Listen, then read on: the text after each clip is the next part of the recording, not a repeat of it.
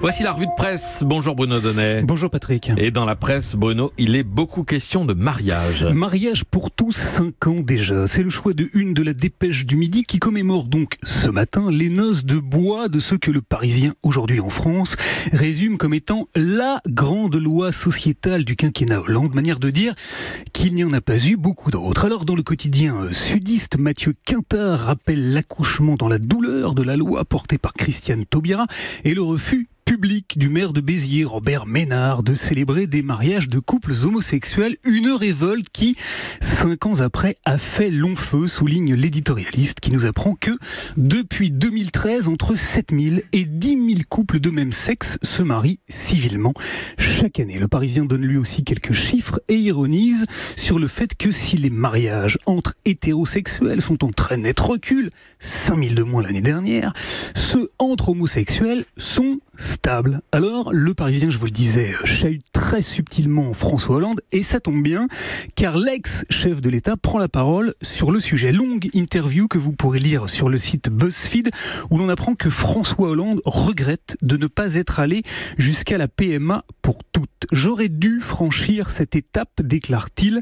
J'ai voulu faire une pause pour nous permettre de reprendre notre souffle, parce que je ne voulais pas offrir à tous ceux qui nous avaient combattus sur le mariage l'occasion de repartir dans la rue. L'ex-président qui profite de cet entretien pour tacler son successeur, interrogé sur les mots d'Emmanuel Macron, se prononcer devant la conférence des évêques de France lorsqu'il avait parlé de famille homosexuelle. Vous vous en souvenez? Il n'y a pas de famille homosexuelle, il y a des couples, assène-t-il. Et oui, entre Macron et Hollande, c'est je t'aime, moi non plus. Et d'Emmanuel Macron, Bruno, il en est largement question également dans la presse, mais au sujet d'un tout autre mariage. Le mariage de la carpe et du lapin, Patrick. C'est en tout cas le point de vue de bon nombre de nos journaux qui reviennent très largement sur la première visite d'État d'Emmanuel Macron aux États-Unis et surtout sur le couple très singulier qu'il forme avec Donald Trump. Trump et Macron célèbrent leur relation spéciale, titre Le Figaro, qui a choisi d'illustrer son papier avec la fameuse photo de la toute première poignée de main entre les deux hommes. Vous vous souvenez de cet échange viril et néanmoins interminable,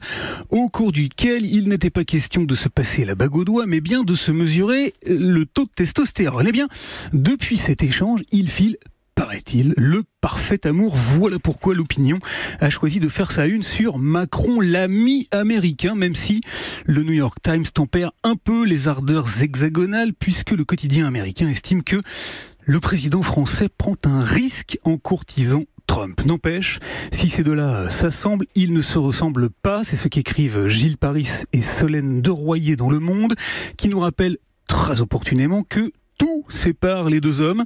D'un côté, un tonitruant magnat de l'immobilier, démagogue assumé, ça c'est pour Trump, et de l'autre, celui qui s'est comparé à Trump sur Fox News en ces termes. Parce que nous sommes tous les deux des rebelles du système, a déclaré Macron. Le président Maverick, c'est le terme employé. Exactement, Maverick, ça veut dire rebelle. Terme de western. Ouais. Exactement, le président français dont Le Monde précise qu'il est un brillant énarque, représentant de ses élites, haï par les populistes. On aurait donc vu mieux, comprend-on, entre les lignes en matière de rebelles. Et des rebelles, Bruno, vous en avez trouvé quelques-uns dans la presse et d'abord dans la classe politique. Et plus précisément en marge de la loi Asile et Immigration. Car si la plupart des députés En Marche ont décidé de s'unir à la majorité pour le meilleur et pour le pire, les séances de débat à l'Assemblée nationale ont donné lieu à quelques scènes de ménage et à un divorce. Vous le trouverez raconté dans Le Figaro, qui donne la parole ce matin à Jean-Michel Clément, premier frondeur à quitter La République En Marche pour cause de mascarade parlementaire. C'est ainsi qu'il le dit. Et puis à mi-chemin entre l'actualité politique et l'actualité people, on ne sait plus bien dans quelle catégorie ranger cette information-là.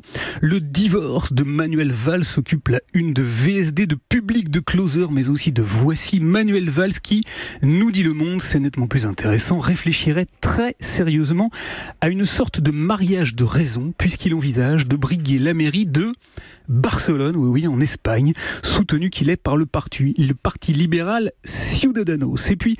Des divorces, il y en a d'autres dans la presse. En foot, celui entre l'entraîneur français Arsène Wenger et le club anglais d'Arsenal est évoqué dans Le Monde et dans l'équipe. Mais si vous voulez entendre comment la nouvelle est restée très méchamment coincée dans la gorge du présentateur de la chaîne Arsenal Fan TV, eh bien vous irez jeter une oreille sur l'excellent site Boxson qui diffuse son étranglement. Breaking news, Arsène Wenger is leaving Arsenal Football Club.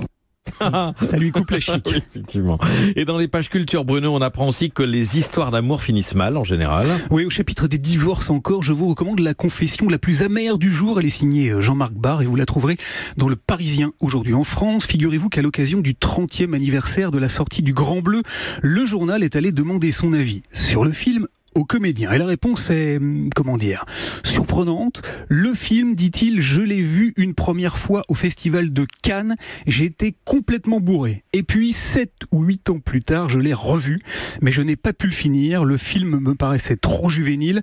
Il parle avant tout aux ados. Quant à Luc Besson, perdu de vue, qui nous dit « Il a un sens de l'humour très limité », déclare le comédien au journal. Fermez le banc. Et puis, pour ne pas vous laisser, Patrick, sur cette note un peu négative, et puisqu'il est beaucoup question aujourd'hui de mariage, je vous recommande d'aller jeter un œil et une oreille sur le site Combini News qui diffuse l'interview très touchante d'un certain David Gréa. Il fut prêtre pendant 17 ans, prêtre et donc célibataire, jusqu'au jour où la solitude et le manque d'amour lui sont devenus totalement insupportables, jusqu'au jour où, comme il le raconte lui-même, il a fini par s'en remettre à Dieu. J'avais cette prière qui montait régulièrement, Seigneur, j'aimerais bien être avec une femme, est-ce que tu peux me présenter quelqu'un ? Prière exaucée, David Gréa est aujourd'hui marié à Magali, père de famille et bien sûr défroqué 5 ans après. Le mariage est donc vraiment pour tous, ainsi soit-il. Merci à vous.